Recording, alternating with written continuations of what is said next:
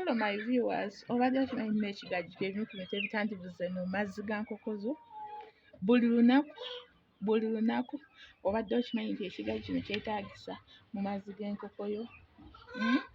Badiya abalungi, ng'oli mulunzi wa nkoko ng'oli eyo, ekigagi kino kya mugaso nnyo eri enkoko zo. Kiyamba okubuusinga immunity, kiyamba enkoko zo zikuuma nga nnamu,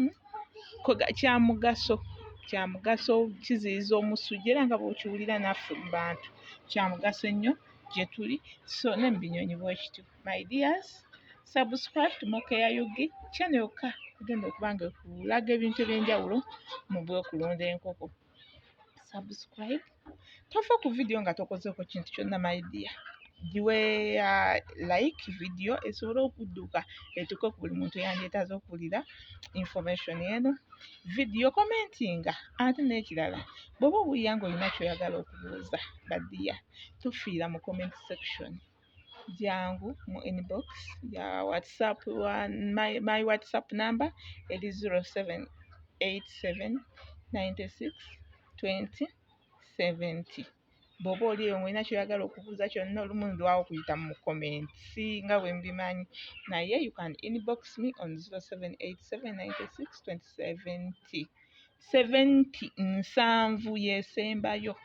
Yes my dear, enkoko zaffe zikuze, tugenda mu season ya musana.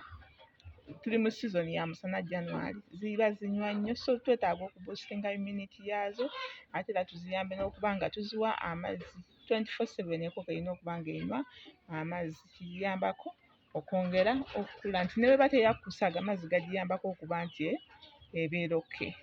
So I love you so much my dears. If you are new on this channel, please subscribe to Mokeya Yugi gakuweebwa muno. Click on the notification bell so that you do not miss any video that we upload. Give this video a like my dears, comment and share this video to your friends, to the group you have, to everyone you know, such that afuna message eno oba oli awo esobola omuyamba. I love you so much. We meet in the next video.